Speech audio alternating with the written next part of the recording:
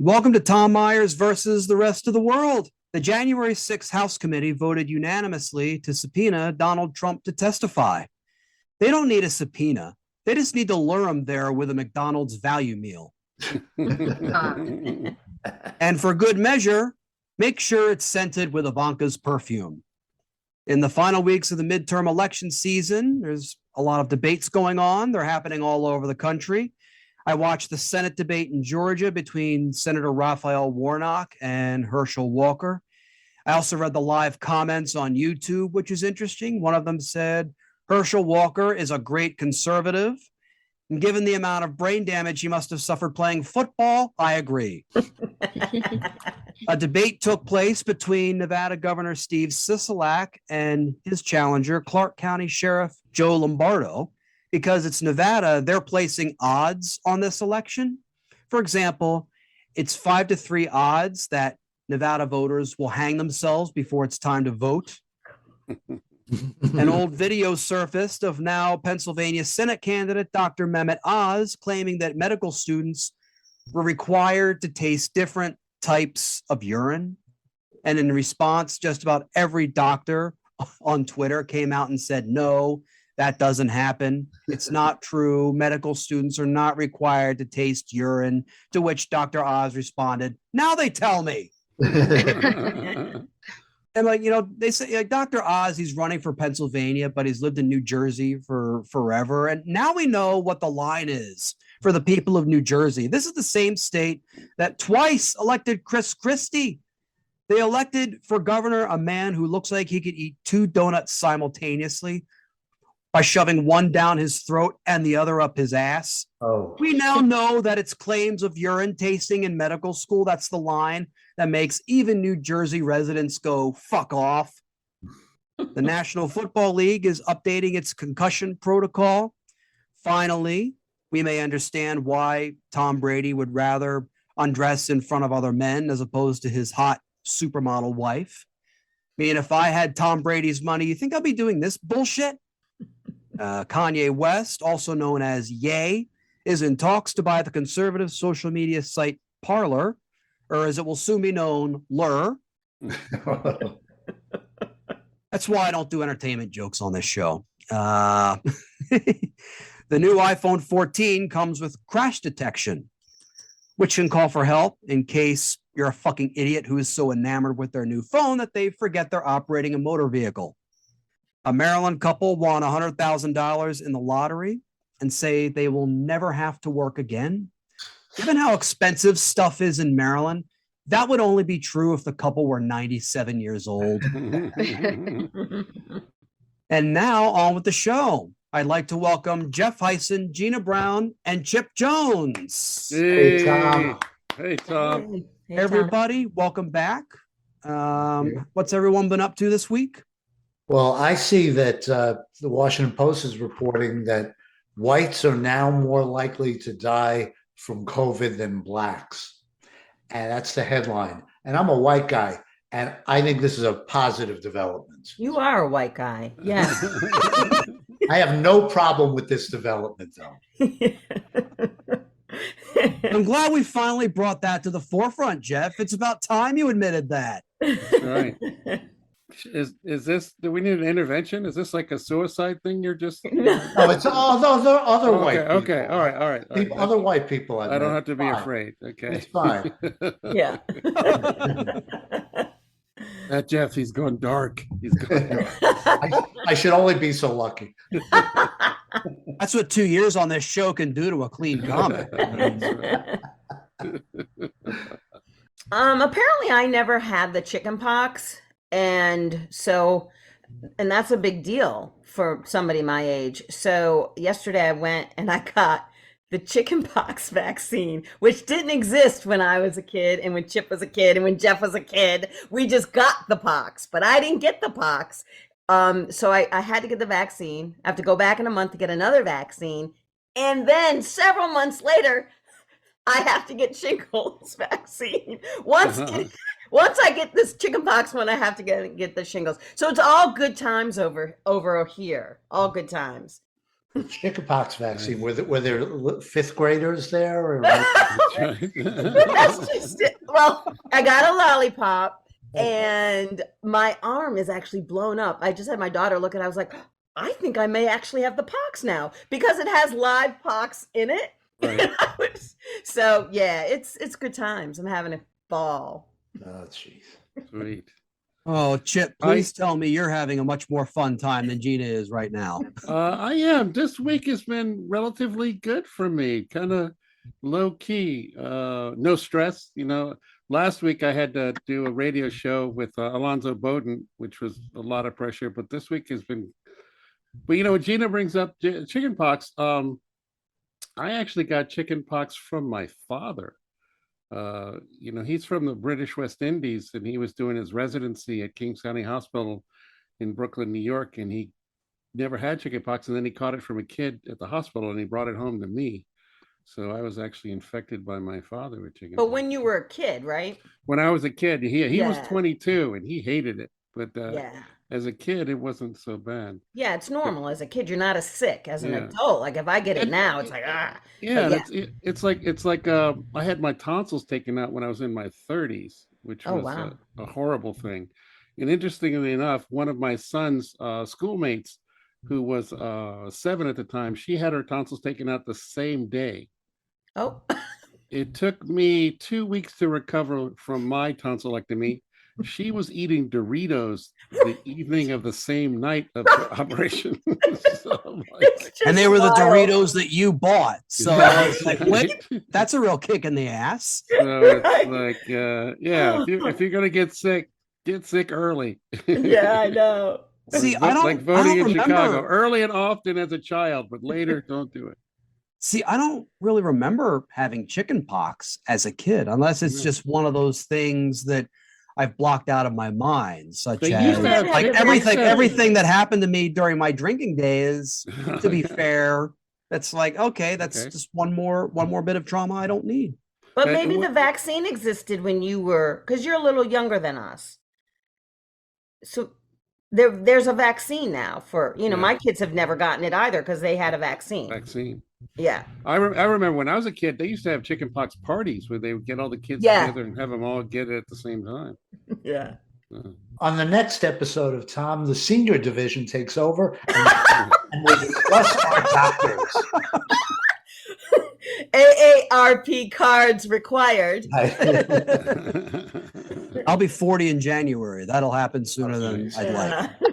Our parties now are talking about what medicines you're taking in common. Right, exactly. It's so true. The police chief of Uvalde, Texas, was fired 3 months after the mass shooting at the school there. It's safe to say officials there don't rush before making any major decisions. Jeez. I suspect the Uvalde police force is so bad in bed that creates a lot of issues for them, and thus it's a second way in which they don't come quickly. Oh, Oh no. Joining us tonight, please welcome Alexa Sciuto. Hey. hey. Hi.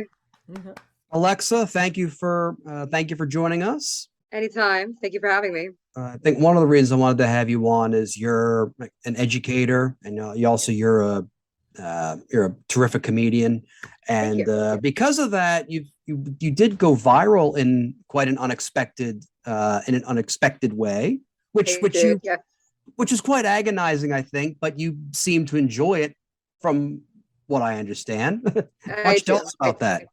So, anybody listening who's not in Maryland. In Maryland, we have this terrible place. It's called Carroll County. And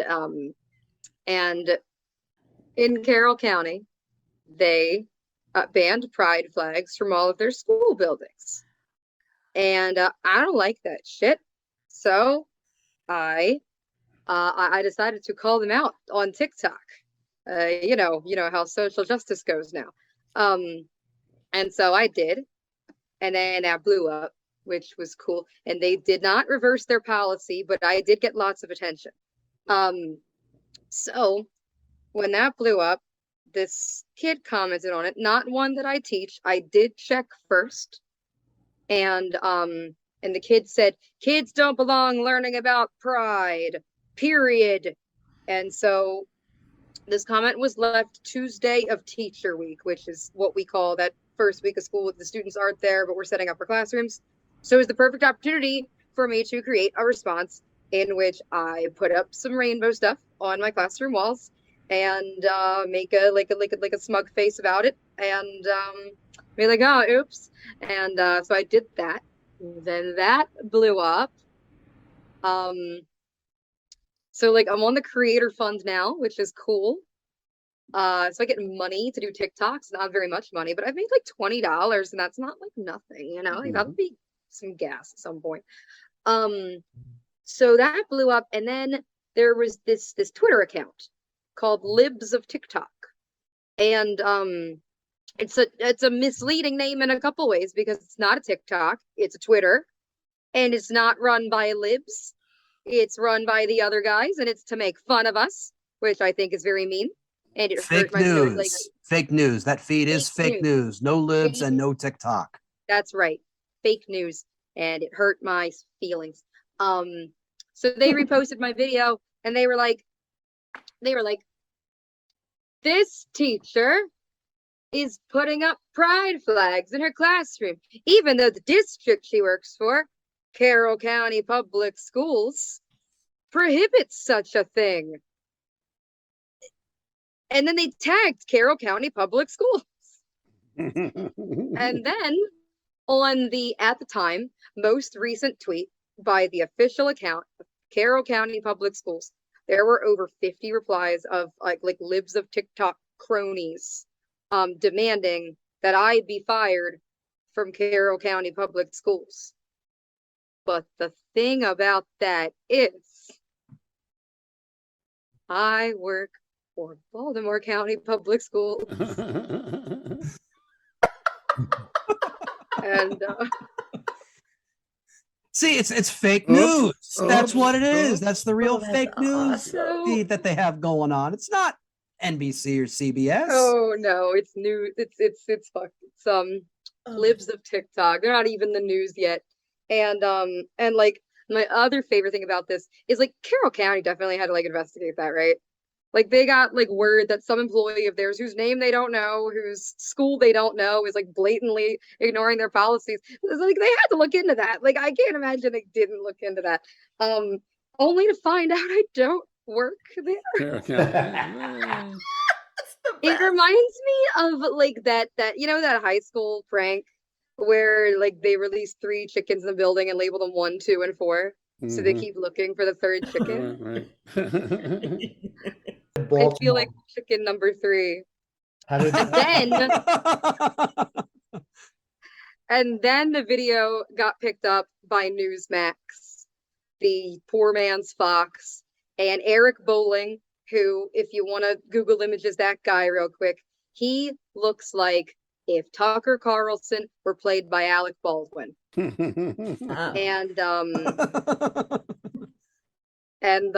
he has this show called The Balance, and he played my video with no sound. He just talked about how teachers are evil and they don't teach you math and they don't teach you science and they don't want to teach you arithmetic. They want to teach you how to be gay and they're going to groom your kids. And then I am in the background like putting my posters up, like doing like I mean, I hated math and science when I was in school. I would have loved to have been taught how to be gay when I was in school. At least my life would be more fun now. I know, like I'm just trying to teach the kids how to decorate the interior of their homes. Like what is that so bad? But no, I don't it is true though, I don't want to teach science or math. Arithmetic, none of that. I'm a Spanish teacher. So we do talk about pronouns. Right.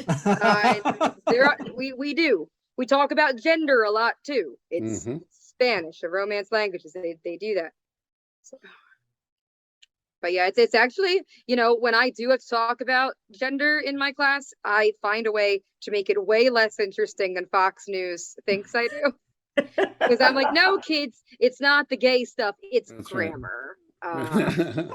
Sorry, I know you saw this shirt and thought you were Stay gonna after get a class if lot you more want that. controversial, Yeah. but it's grammar. The question that's burning in me is when you're teaching the gayness, is there a textbook that can you let our audience Gayness. know? It's an online curriculum now, actually. Okay. Yeah. I The didn't know. communism, that's still the textbook. We're still on the Okay. I manifesto didn't on that know. one, but the gay stuff, If there was that's a required digital textbook curriculum. for gay studies, I didn't know.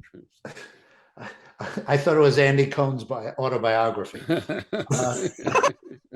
Despite it being one of the most powerful organizations over the past several years, the National Rifle Association is beginning to show cracks in its foundation as a rift develops among its membership between those who want to do what they can to curb mass gun violence and those who want to continue to be outright nut jobs, as this excerpt from a recently discovered recording of an executive board meeting shows us.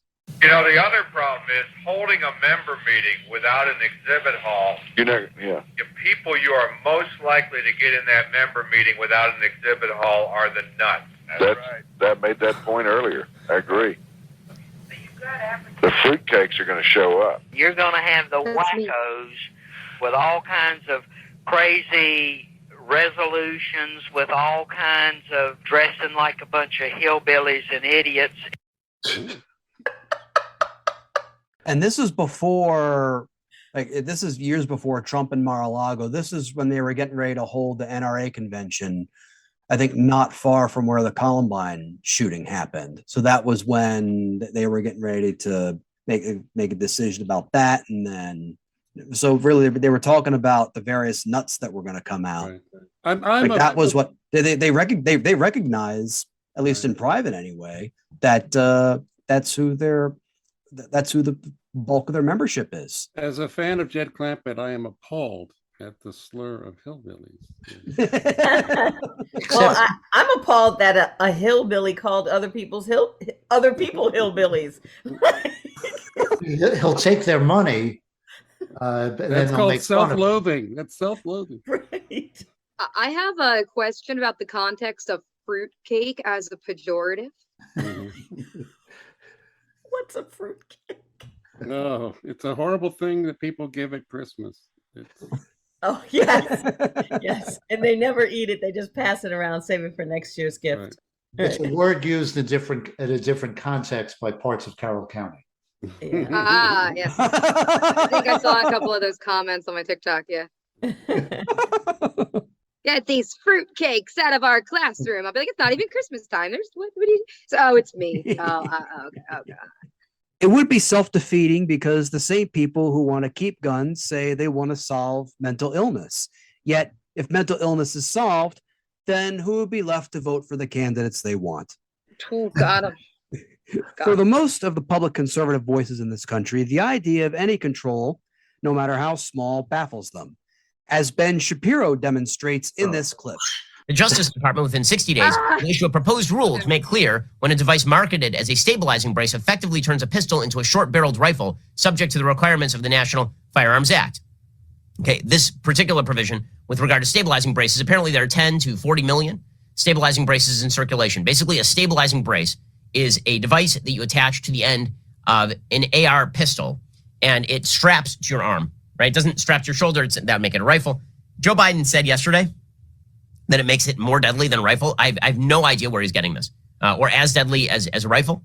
It makes it more accurate, maybe, but really it's there to kind of prevent the recoil from being as large. I mean, I think the reason Ben Shapiro talks that quick is because he's afraid that if he stops, then he'll spontaneously combust from all the pent up sexual frustration he has in his system. I like to think that somebody has a gun to his head. That's why he talks. He's like, this arm strap thing. It'll make it. There's no way it'll make the rifle more accurate, because if it does make it more accurate, then the guy pointing it at my head will certainly kill me if I don't keep saying all this bullshit. Right. Watch his eyes. I think he's blinking out in Morse code. Help me. I'm not sure. I don't get the description that Ben gave and how upset he is with. I don't get it. It doesn't register for me because all I hear is there's a gun and it can shoot and you don't need it. Like that's all I hear. South Dakota Senator John Thune says people in South Dakota use AR-15s to shoot prairie dogs and varmints. Mhm. That's the first time a sitting United States senator has ever used the word varmint since 1875. Republicans are all too easy to demonstrate their own idea of the complexities of the regulation of firearms, as Florida Congressman Greg Steube demonstrates in this virtual House hearing. Comes with a 21-round magazine. This gun would be banned. Here's a 12-round magazine. This magazine would be banned under this current bill. It doesn't fit because this gun was made for a 20-round, 21-round magazine. This gun would be banned under this bill. Here's a Sig Sauer 320. It takes a 20-round magazine. Here's a 12-round magazine that would be banned. It doesn't fit because it would be banned. This gun would be banned under this bill. Here's a gun I carry every single day to protect myself, my family, my wife, my home. This is a XL Sig Sauer P365. Comes with a 15-round magazine. Here's a 7-round magazine, which would be less than what would be lawful under this bill if this bill were to become law. It doesn't fit. So this gun would be banned. I hope the gun is not loaded. I'm at my house. I can do whatever I want with my guns. Oh my God. See, that was Congresswoman Barbara Lee who was responding there. Who said, hope it's not loaded? That just shows how out of touch like some members of Congress are, because I was kind of hoping it was loaded. I mean, the same. But Right? you'll notice that his whole mantra on this is to defend myself, my wife, and my family. This is what I said. The gun culture has gone from being about the sportsmanship of hunting and use of guns to defense. Now, when you're thinking, I am using this defensively, you've already passed that hurdle of shooting another person. You know, you've already reconciled yourself with the fact that you will aim this gun at another human being and shoot them. Yeah, and that's what's changed in the culture in the last 40, 50 years. Who's walking around carrying a weapon all the time? I mean, like, unless you're a cop, I mean, why would you be? Where are you that you're walking around carrying? You're a senator? Like, where are you walking around? They carry it in the Capitol. That's what I'm saying. Is the mindset now is that they believe that at any moment they will be called upon to defend themselves. But look what happened in Florida. Of course, it's Florida. Oh, Florida. In Polk County, just a few Carroll days County ago. of the South. A few days ago, and I'll read from the article, a Florida man and his 15-year-old son, 15, were arrested on attempted murder charges and accused of shooting at an innocent woman after they received a mixed up package at their door and suspected a burglar was breaking in. Well, that's what I'm saying, is that we've not only gone down that road of defense, but now we have instituted laws that make that defensiveness not tied to reality, but tied to a feeling. That's how Trayvon Martin got murdered by Zimmerman, and Zimmerman was released. It's no longer even that you have to have empirical evidence after the fact that you were in danger, but just having the fear that you were in danger allows you to kill now. So that means that my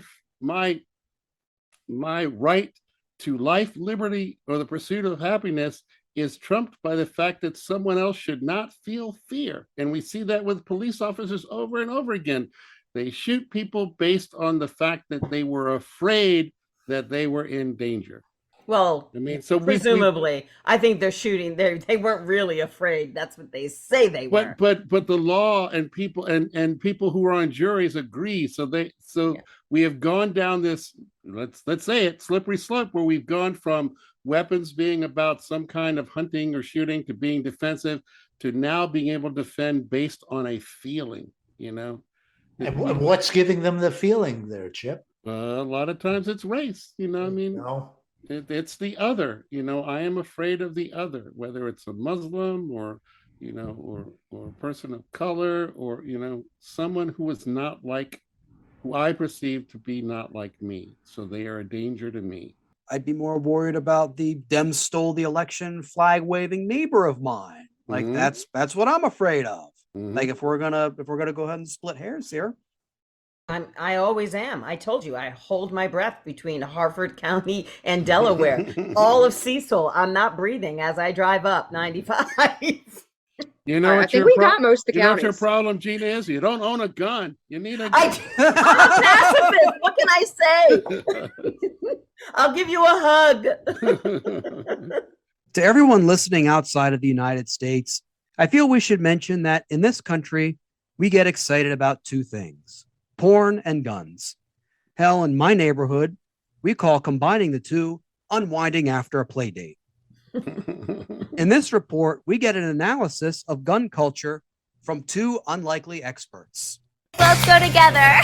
Absolutely. You just did a porn last year. I did. I got to shoot. I've done a lot of movies where I've got to shoot a lot of guns and be that, like, tough hero chick. It had a plot?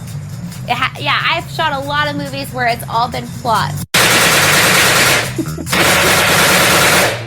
People that shoot guns, you have people that are against you who are against guns. So, people get judged. People who are against porn, they judge us. So we're both in industries where people judge us thinking that there's something wrong. But you know what? All of us in both industries are just tough people. They are tough people, and we're both under scrutiny. The money aspect in the porn industry is absolutely going down. But in the gun industry, I imagine it might be the same because of the different laws that have been passed, where you can't buy guns in different states and different things like that. And the thing is both industries, regardless of the way the economy is, it's still going to sell. It's still going to be multi-million-dollar industries, both industries. It's just the way it's going to work. No matter what, people are going to find a way to buy either of these products. We got it! That's how Oklahoma does it! And Ohio. I think really the only thing that porn culture and gun culture have in common is the fact that in both instances, you have really tough guys who are afraid of shooting blanks. I resent that they combine them because I'm pretty sex positive. So if I don't care that people are doing whatever they need to do, in that industry, I do care about the guns. I don't like the blending of the two. It bothers me. I'm gonna tread carefully as my students will certainly find this. But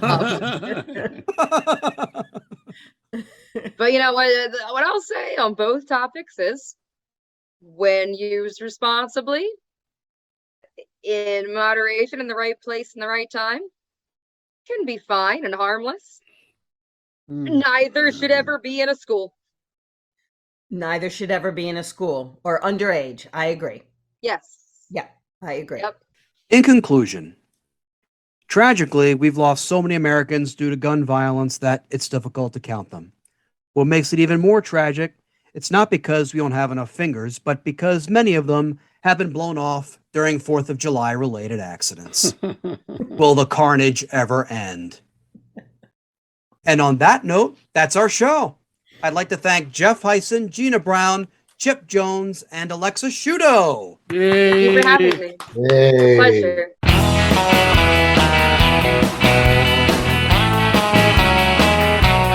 This episode was written and hosted by Tom Myers, with panelists Jeff Hysen, Gina Brown, and Chipp Jones, and guest Alexa Sciuto. Theme music composed and arranged by Jeroen Hurck. Executive producers Tom Myers, Matt Connarton for ipmNation, and Eddie Carson for Odyssey Radio. Please leave a 5-star rating and a review on Apple Podcasts, and don't forget to subscribe to our podcast's Patreon for bonus clips, extended episodes, and more. Thank you for listening, and please visit tommyers.us.